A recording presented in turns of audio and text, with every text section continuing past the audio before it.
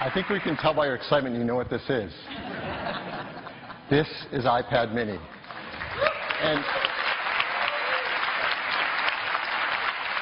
And what can you do with an iPad mini that you can't already do with the amazing 4th generation iPad?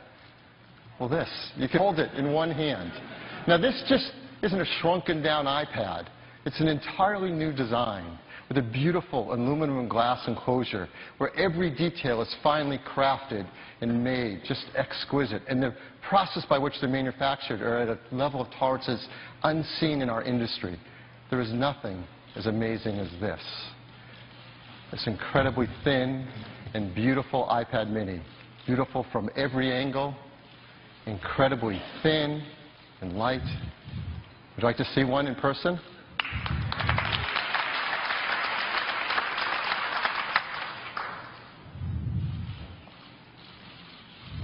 This is iPad mini.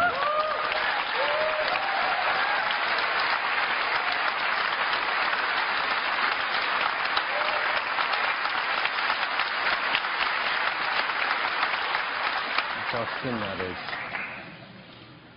Amazing. Here, let me tell you a lot more about it. So this iPad mini is just 7.2 millimeters thin. That's about a quarter thinner than the 4th generation iPad. To put it in context, it's as thin as a pencil. That's thin. It weighs just 0.68 pounds. That's over 50% lighter than the previous iPad, 4th generation.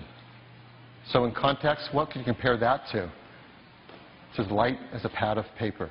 We were going to say a book, but books are much heavier. So we came out with a pad of paper. It comes in black and white, the white with silver, the black with a slate back. It's beautiful on both sides.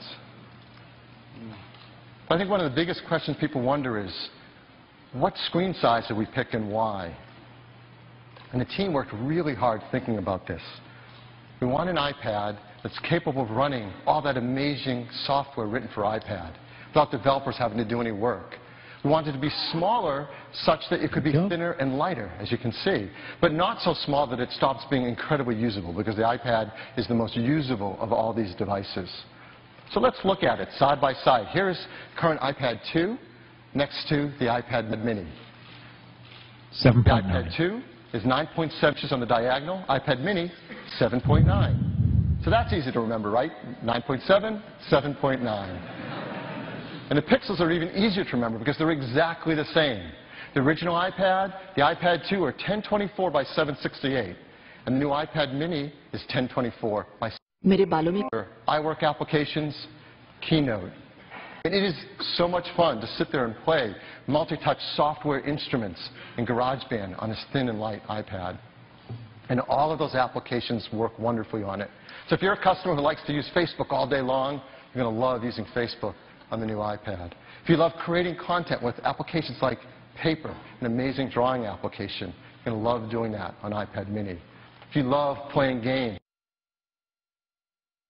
amazing games like Real Racing 2 are incredible on the new iPad. In fact, I could sit there here and do 275,000 examples for you, and I would love to, but we don't have enough time. They work amazing on iPad mini.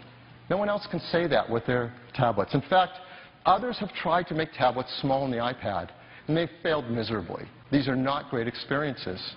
Well, why? Let me give you an example. So here we have iPad mini on the right and an Android tablet on the left. This is the latest, greatest, most favored, reviewed new device. So let's compare them. Well, first, let's just look at the bezels around the display.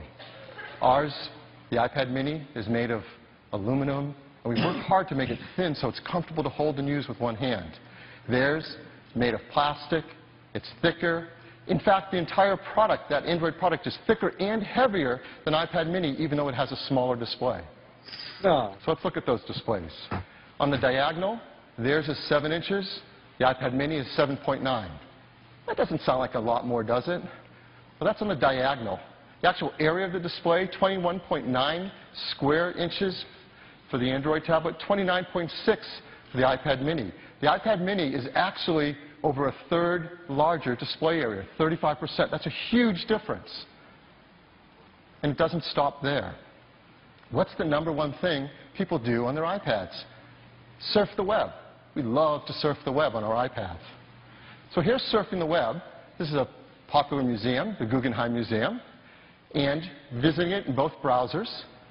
But you can see there's things around the browser. There's tabs.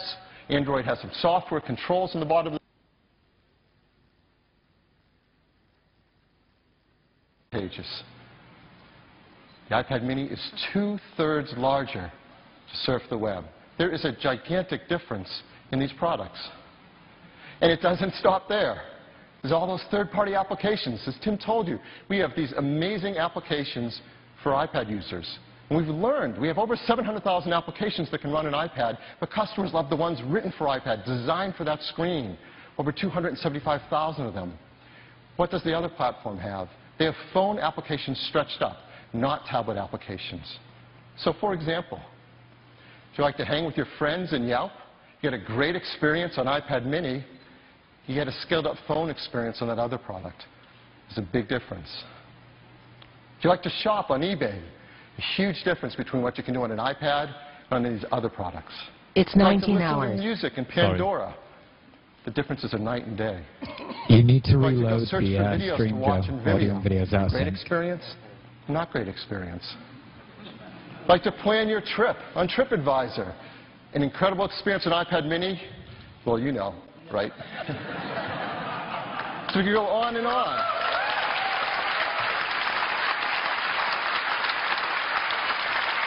So let's